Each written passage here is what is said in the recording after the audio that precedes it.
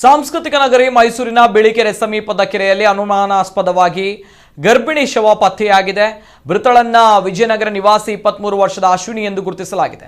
ಮೈಸೂರು ತಾಲೂಕಿನ ಮೈದನಹಳ್ಳಿ ನಿವಾಸಿ ಪ್ರಮೋದ್ ಹಾಗೂ ವಿಜಯನಗರ ನಿವಾಸಿ ಅಶ್ವಿನಿ ಇಬ್ಬರೂ ಪ್ರೀತಿಸಿ ಕುಟುಂಬಸ್ಥರ ಒಪ್ಪಿಗೆ ಮೇರೆಗೆ 2021 ಜೂನ್ 13ರಂದು ವಿವಾಹವಾಗಿದ್ದರು. 7 ತಿಂಗಳ ಗರ್ಭಿಣಿಯಾಗಿದ್ದ ಅಶ್ವಿನಿ ಕೆಲ ದಿನಗಳ ಹಿಂದೆ ಗಂಡನ ಜೊತೆ ಮುನಿಸಿಕೊಂಡು ತವರು ಮನೆಗೆ ಬಂದಿದ್ಲು. ಭಾನುವಾರ ಮಧ್ಯಾಹ್ನ ವಿಜಯನಗರದಲ್ಲಿರುವಂತಹ ಪತ್ನಿ ಮನೆ ಬಳಿ ಬಂದಂತಹ ಪ್ರಮೋದ್ ಅಶ್ವಿನಿ ಜೊತೆ ಮಾತನಾಡಬೇಕು ಎಂದು ಬೈಕ್ನಲ್ಲಿ ಕರೆದುಕೊಂಡು ಹೋಗಿದ್ದಾನೆ. ರಾತ್ರಿ ಆದರೂ ಕೂಡ ಮಗಳು ಬಾರದೇ ಇದ್ದಾಗ ಮಗಳಿಗೆ ತಂದೆ ಹಲವು ಬಾರಿ ಫೋನ್ ಮಾಡಿದ್ದು, ಆದರೆ ಅಶ್ವಿನಿ ರಿಸೀವ್ ಮಾಡಿರಲಿಲ್ಲ. ನಂತರ ಪ್ರಮೋದ್ಗೂ ಕೂಡ ಕಾಲ್ ಮಾಡಿದಾಗಲೂ ಕೂಡ ಆತ ಕೂಡ ರಿಸೀವ್ ಮಾಡಿಲ್ಲವಂತೆ. ಇಂದು ಬೆಳಿಗ್ಗೆ ಬಿಳಿಕೆರೆ ಸಮೀಪದ ಕೆರೆಯಲ್ಲಿ ಅಶ್ವಿನಿ ಶವ ಪತ್ತೆಯಾಗಿದೆ.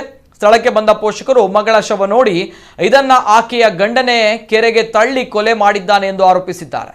ಈ ಸಂಬಂಧ ವಿಜಯನಗರ ಪೊಲೀಸ್ ಠಾಣೆಯಲ್ಲಿ ಅಶ್ವಿನಿ ಪೋಷಕರು ಪ್ರಕರಣ ದಾಖಲಿಸಿದ್ದು, ಆರೋಪಿ ಗಂಡನನ್ನ ವಶಕ್ಕೆ ಪಡೆದು ಪೊಲೀಸರು ತನಿಖೆ ಆರಂಭಿಸಿದ್ದಾರೆ.